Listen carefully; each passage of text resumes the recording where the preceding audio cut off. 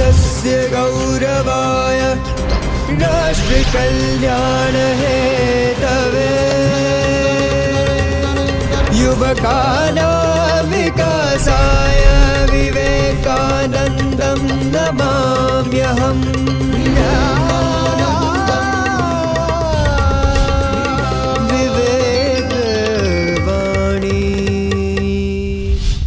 સ્વામી વિવેકાનંદ કરોડો દીનહીન મનુષ્યોને દરિદ્ર નારાયણ કહે છે।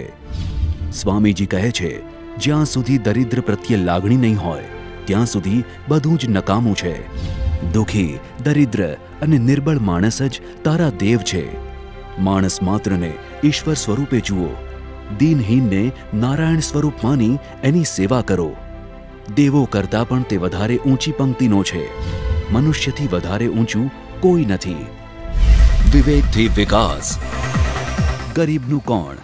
આ પ્રશ્ન ભલે દેશ આખામાં નિરુત્તર રહ્યો, પણ ગુજરાતના ગરીબોને તેનો ઉત્તર મળી ચૂક્યો છે। દાયકા પહેલા ગરીબની કોઈ ચિંતા કરનાર ન હતું કે તેને શું જોઈએ એ પણ કોઈ વિચારતું ન હતું। જો કે આજ ગુજરાતમાં આ સ્થિતિમાં બદલાવ આવ્યો છે। ગરીબ કલ્યાણ મેળાથી મુખ્યમંત્રી શ્રી નરેન્દ્રભાઈ મોદીએ રાજ્ય વહીવટી તંત્રને કામે લગાડીને આખા રાજ્યમાં ગરીબોને શોધીને તેમની જરૂરિયાતો અને મળવાપાત્ર લાભોની યાદી બનાવી।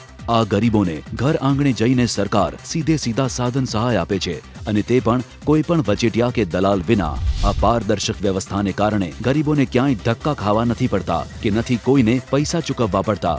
પહેલા ગરીબોને સરકાર પાસે જવું પડતું, અને આજે સરકાર ગરીબના આંગણે જઈને તેનો હક આપે છે।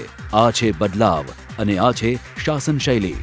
ગુજરાતમાં છેલ્લા 3 વર્ષમાં આવા 650 જેટલા ગરીબ કલ્યાણ મેળા યોજાયા છે, અને તેમાં 60 લાખ ગરીબ લાભાર્થીઓને રૂપિયા 8,120 કરોડના સાધન સહાય અપાયા છે। જ્યારે ચાલુ વર્ષે પણ આવા મેળા યોજીને 15 લાખ ગરીબોને રૂપિયા 1200 કરોડના લાભ અપાયા છે। ગરીબી નિર્મૂલનની દિશામાં આવા અસરકારક પગલાં લેનાર ગુજરાત દેશનું એકમાત્ર રાજ્ય છે। વિવેક મંત્ર। ભાઈઓ બહેનો, આ ગરીબ કલ્યાણ મેળો મેં પેલા ઉપરવાળાઓની દુકાન બંધ કરવા માટે કર્યો। ભાઈઓ બહેનો, ગુજરાતની ધરતી પરથી આ બચેટિયાઓનો ખાતમો બોલાવવો છે। આ દલાલોનો દેશ નિકાલ કરવો છે। ગરીબ માનવીને એના હિતના પૈસા સીધે સીધા મળે એના માટે આ ગરીબ કલ્યાણ મેળો મેં નક્કી કર્યું છે કે ગાંધીનગરથી રૂપિયો નીકળે 100 પૈસા ગરીબના ઘરે પહોંચે।